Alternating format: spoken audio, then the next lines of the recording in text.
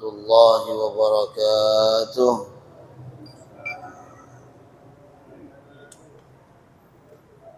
بسم الله الرحمن الرحيم.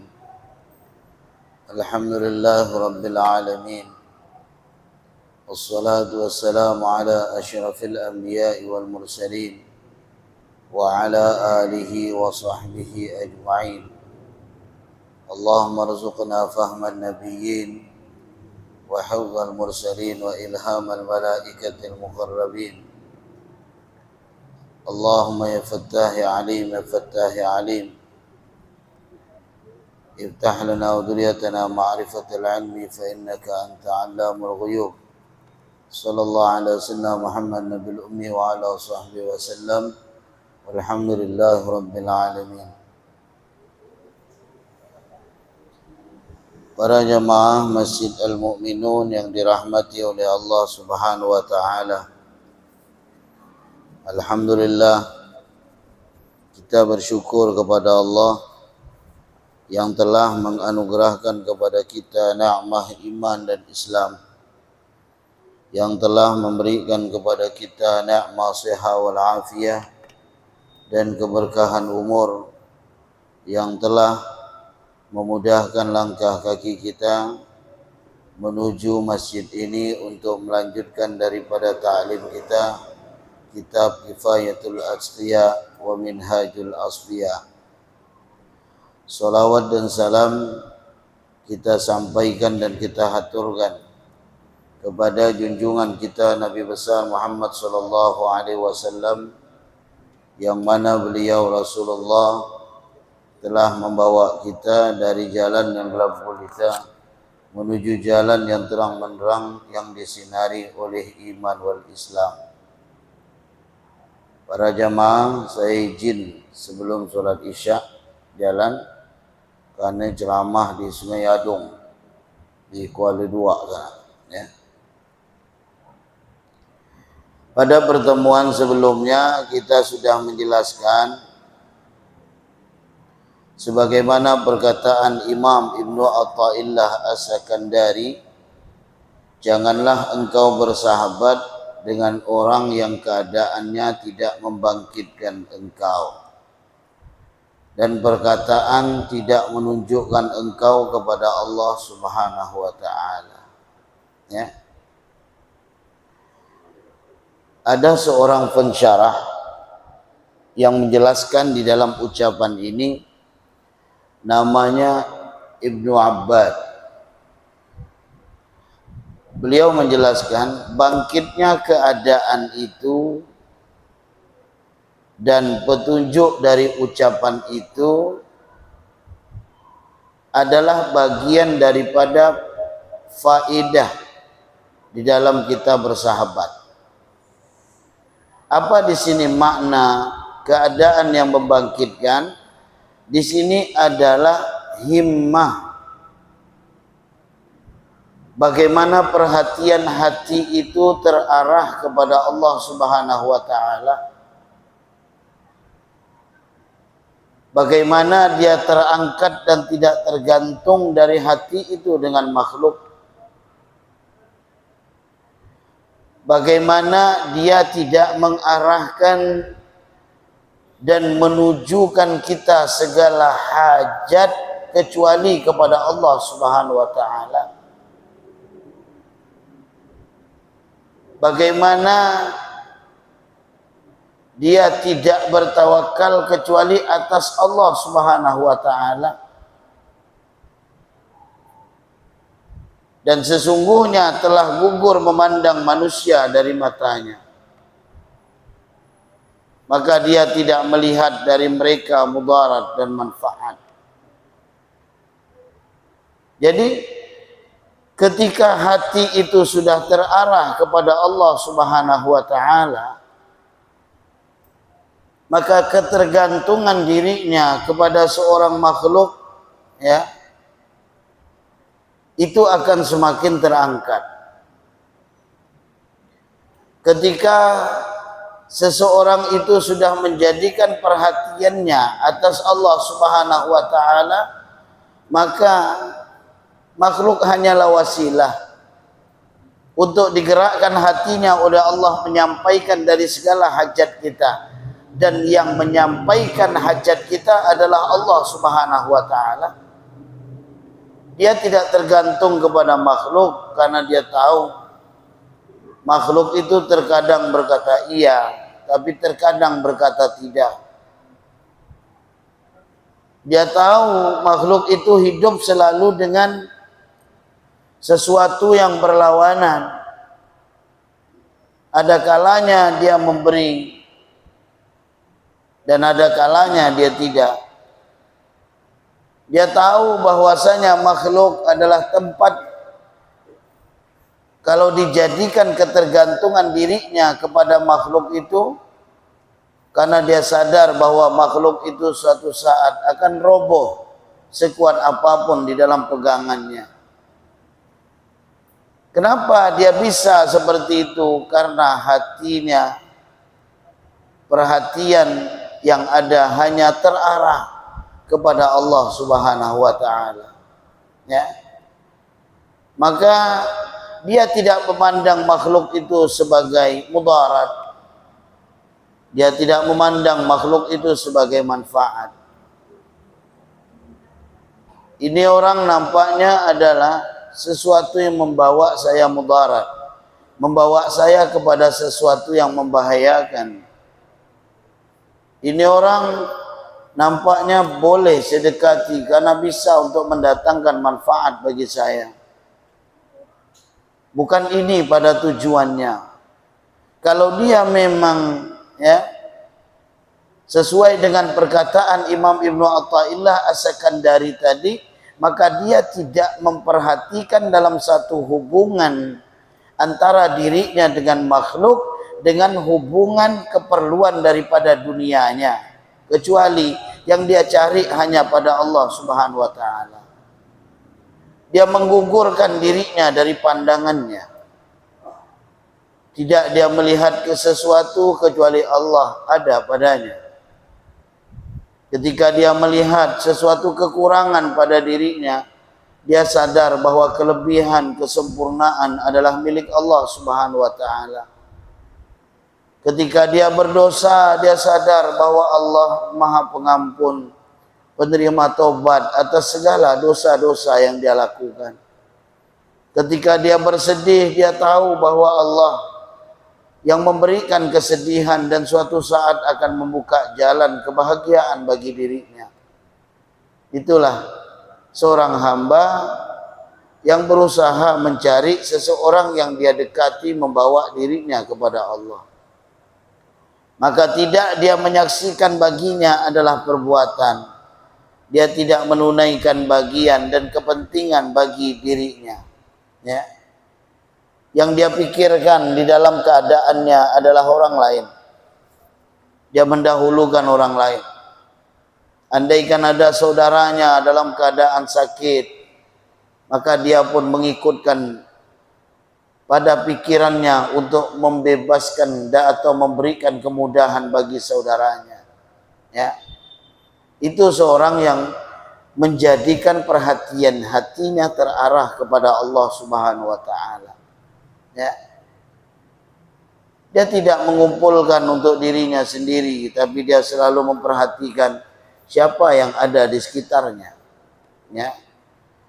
Maka di sini para jamaah sekalian yang dirahmati oleh Allah Subhanahu wa taala, di dalam semua amal perbuatannya, ya, itu semuanya atas tuntunan pada syariat, tuntunan pada syarak, ya.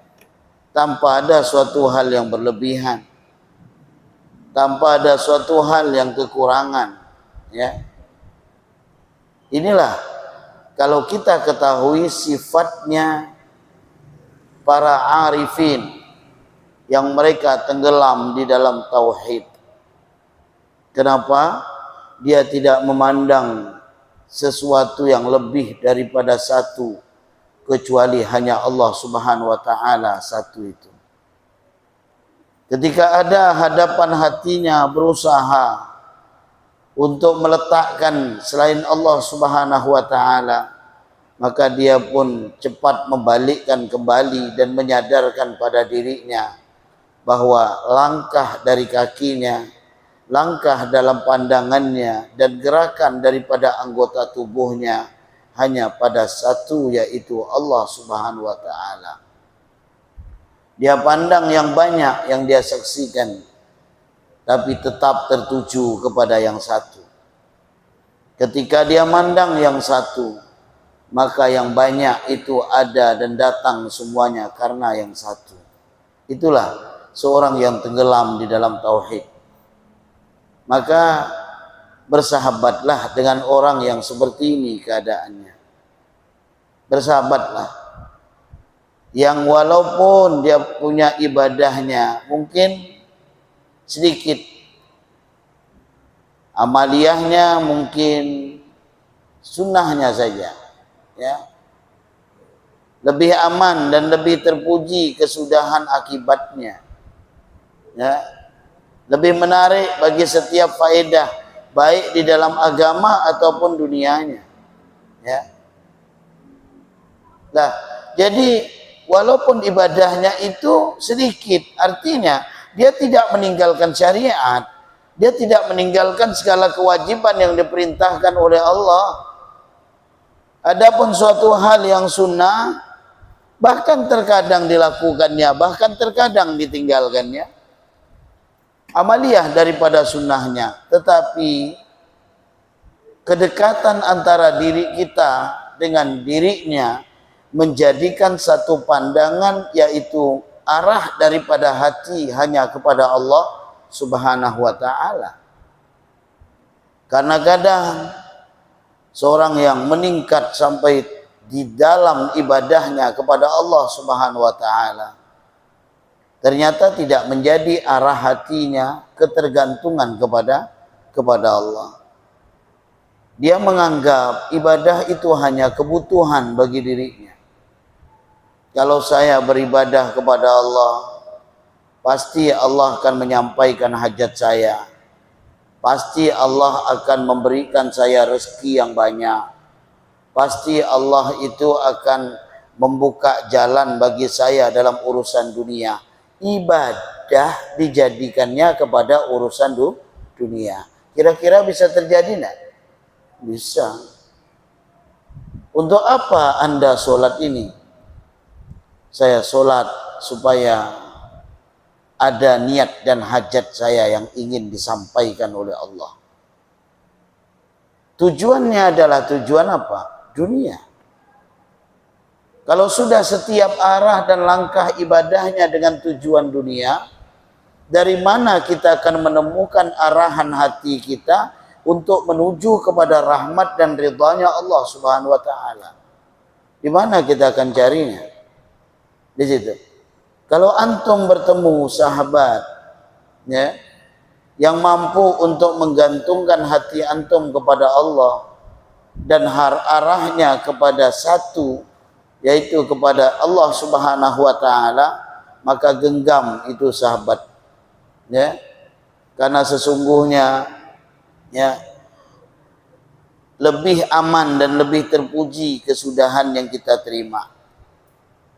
Kemudian beliau juga berkata, yaitu Ibnu Abbad, kesimpulan bahwa bersahabat kepada para ahli sufi, ya, itulah yang akan hasil dengannya kesempurnaan manfaat bagi sahabatnya. Karena sesungguhnya mereka telah diberikan khususiyah, diberikan oleh Allah Subhanahu wa Ta'ala suatu kekhususan. Apa kekhususan yang Allah berikan kepada mereka? Yaitu hakikatut tauhid dan hakikat pada ma'rifatnya. Ya. Hakikatut tauhid itu apa?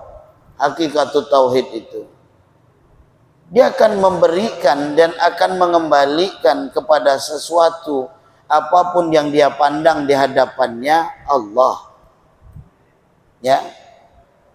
Walaupun ada sebab yang dia ketahui, ada sebab yang dia lihat, tapi bukan sebab itu menjadikan sandaran dan tujuan di dalam pandangannya, kecuali hakikatnya adalah Allah Subhanahu wa taala.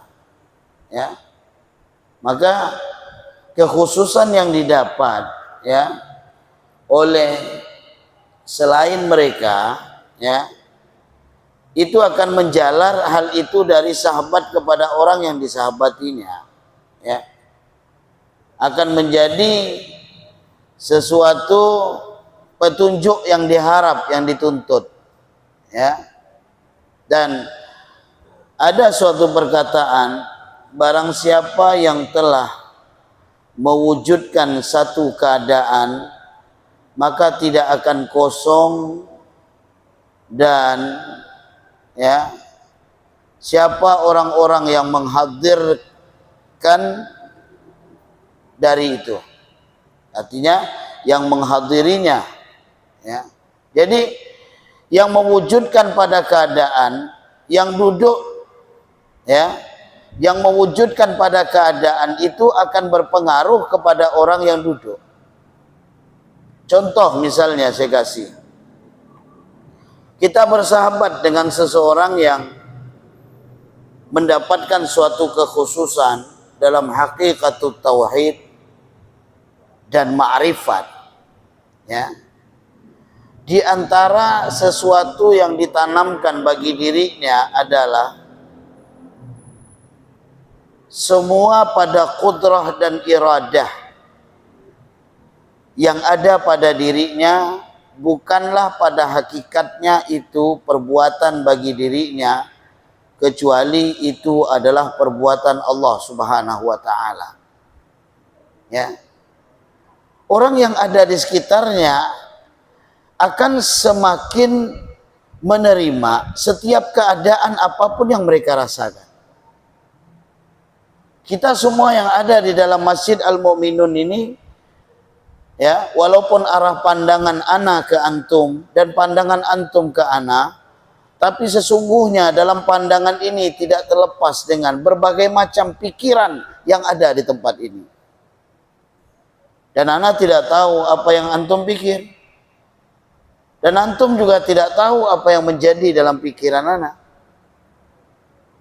Ketika kita bersahabat tidak dengan tujuan tadi kepada suatu kekhususan yang saya sebutkan di dalam hakikatul tauhid dan ma'rifat, maka yang dia jadikan suatu tujuan itu hal yang fana menuju kepada yang fana yang ujung-ujungnya habis.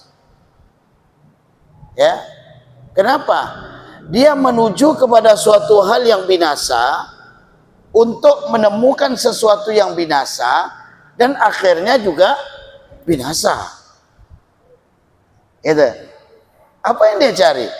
Kalau kita bersahabat kepada ahli dunia contohnya, yang mereka sama sekali tidak membawa kita kepada jalan ketergantungan kita kepada Allah Subhanahu wa taala, pasti dia akan mencari sesuatu itu dengan sebab ya.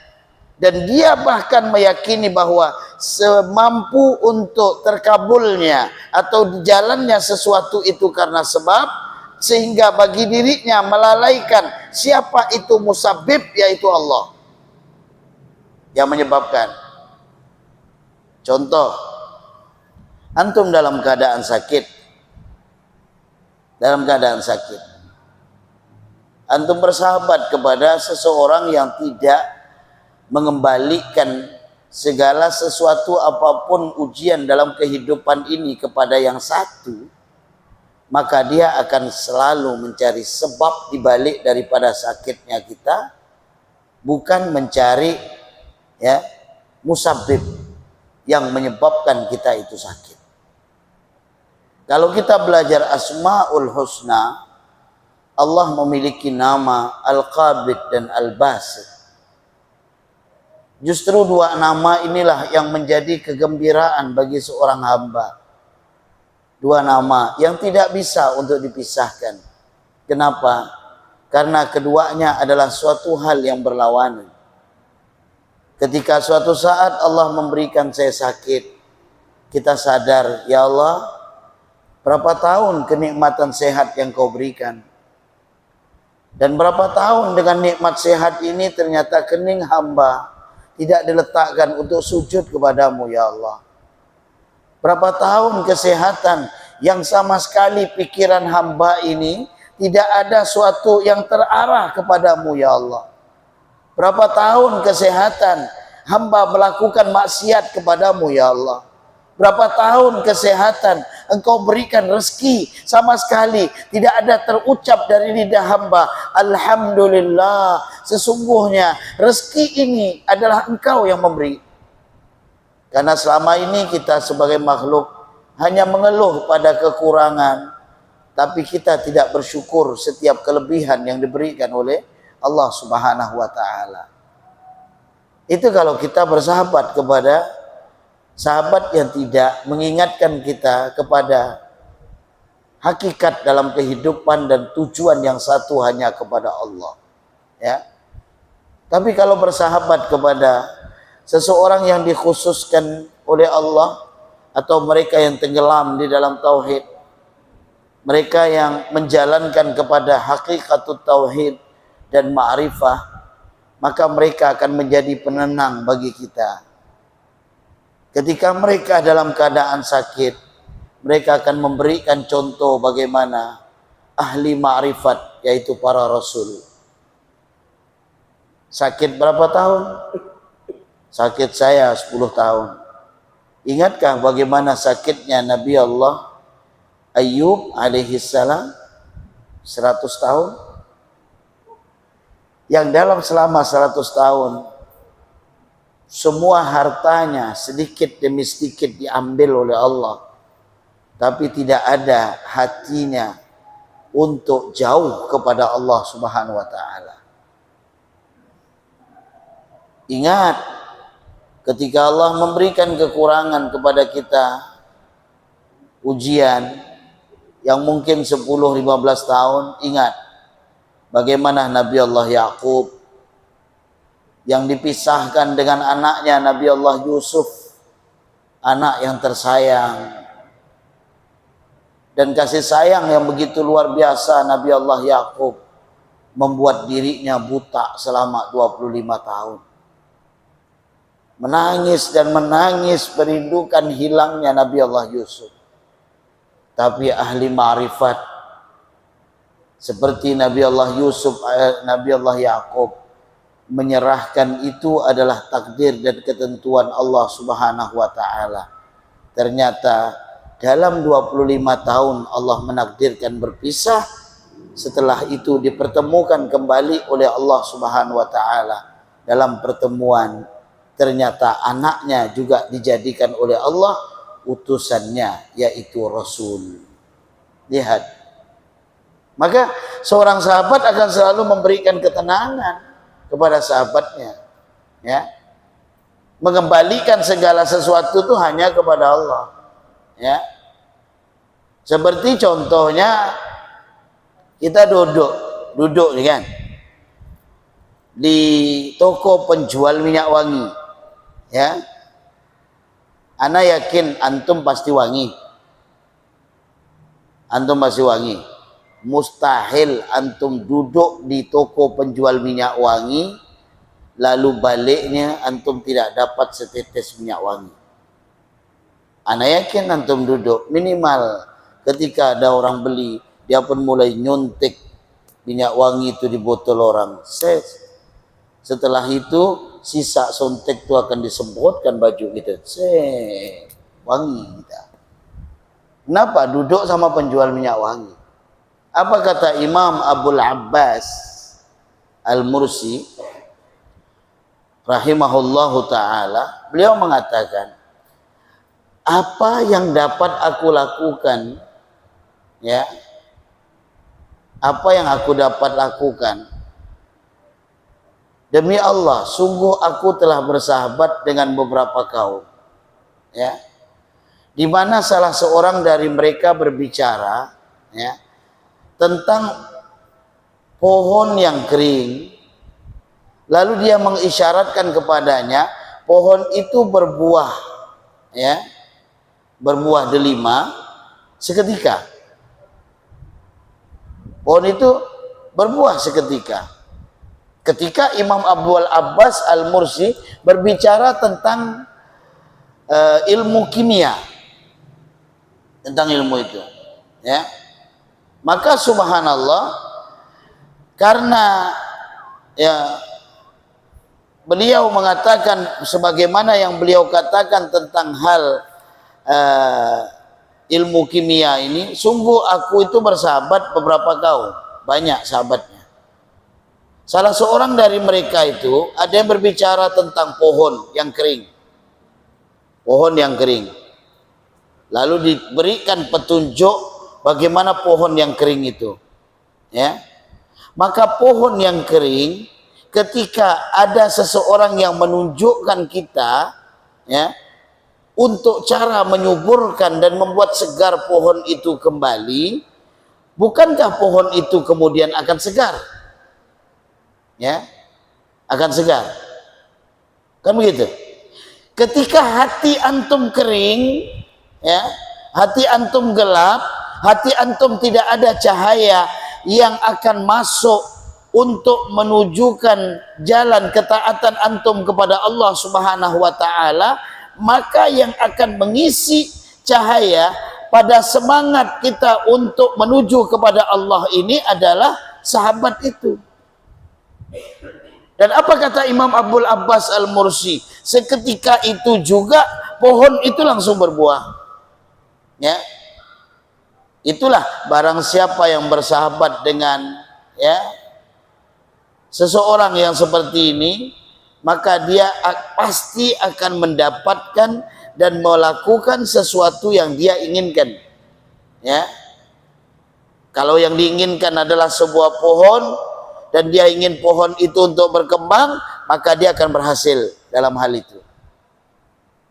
Kalau yang diinginkan adalah jalan untuk dia beribadah kepada Allah Subhanahu wa taala, semakin meningkatkan dirinya di dalam ibadah, dia akan sampai kepada itu. Kenapa? Tergantung siapa yang ada pada sebelahnya atau sahabatnya. Dan beliau Al-Imam Abdul Abbas Al-Mursi juga berkata, demi Allah, tidak berjalan para wali abdal, tidak berjalan para wali abdal, ya, para wali abdal dari suatu tempat ke tempat yang lain, melainkan untuk mereka bertemu dengan seorang seperti kita ini. Apabila mereka telah menemukannya, maka itulah tujuan daripada mereka. Ya, wali abdal itu tidak putus. Ada wafat ganti, ada wafat ganti. Dan ketika Allah ingin mengangkat seorang wali abdal, tidak pernah melihat bagaimana keadaan seseorang itu. Saya selalu katakan, jangan pernah memandang kehinaan orang lain itu tampak daripada dunianya. Karena kita tidak tahu bagaimana pandangan Allah kepada dirinya yang ternyata derajatnya diangkat oleh Allah Subhanahu wa taala. Saya selalu katakan itu. Kenapa? Hatta itu pencuri sekalipun, hatta itu ahli maksiat sekalipun, ya, jangan pernah kita hina orangnya, walaupun kita tidak suka dengan perbuatannya. Karena kenapa? Andaikan Allah membuka bagi dirinya jalan, mungkin dia akan lebih baik daripada kita. Syekh Abdul Qadir Al-Jilani adalah qutbul awliya, bahkan qutbul aqtab. Beliau Syekh Abdul Qadir Al-Jilani tengah malam didatangi para wali. Karena pada saat itu wali abdal wafat satu orang. Kita harus tahu siapa gantinya. Para wali tahu sama wali. Tengah malam gedor rumah Syekh Abdul Qadir Jilani. Kebetulan rumah beliau kemasukan pencuri rupanya. pencuri masuk. Subhanallah. Pencuri itu pun begitu melihat ada orang sembunyi di bawah ambennya Syekh Abdul Qadir Jilani. Tahu amben ya? Kalau kita pergi rumah orang-orang alim itu biasa banyak di Jawa. Itu ada bangunan kotak itu untuk duduk itu di atas biasanya. Dia tidak pakai kursi. Di bawahnya itu kan kosong. Nah, di bawahnya itu dia sembunyi. Wahai Syekh ya Abdul Qadir Jilani ya, sesungguhnya telah wafat satu orang di malam hari ini. Waliyun min awliya'il abdal. Siapa menggantinya? Kita lihat di malam hari ini, coba lihat siapa yang bangun. Karena tidak ada namanya wali itu, tidak bangun malam itu tidak ada. Allah tuh kalau ngangkat wali itu pasti malam. Kalau Allah ngangkat wali kota ya pagi-pagi. Ya. Kalau wali Allah itu malam. Dilihatnya. Dan tidak ada seorang wali itu di waktu malam memisahkan antara dirinya dengan Allah itu tidak ada. Maka subhanallah, begitu dilihat, coba periksa, tidak ada. Saya tidak mendapati malam yang sunyi ini kecuali orang itu tidur semuanya. Udah, kalau begitu, ada kata Syekh Abdul Qadir Jilani. Orangnya tidak jauh, ada sekitar kita. Mana? Siapa? Apakah anak-anak antum atau keluarga antum? Tidak.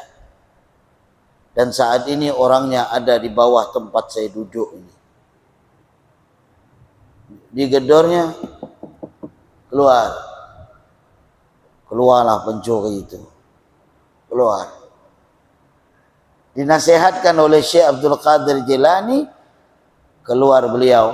Ternyata diangkat oleh Allah menjadi seorang wali. Siapa yang tahu? Kehinaan dalam suatu amal yang kita pandang belum tentu menghinakan orangnya. Karena hak dalam kemuliaan dan kehinaan untuk terangkatnya seorang adalah haknya Allah. Qulillahumma malikal mulki tu'til mulka man tasha wa tanzi'ul mulka mimman tasha wa tu'izzu man tasha. Engkau muliakan seorang ya Rabb, hambamu sesuai dengan kehendakmu. Wa tudzillu man tasya, dan engkau menghinakan hamba-hambamu sesuai dengan kehendak Allah. Kehinaan ternyata membawa dia kepada kemuliaan, dan terkadang suatu kemuliaan bagi seorang di dunia ternyata membawa dirinya pada suatu kehinaan.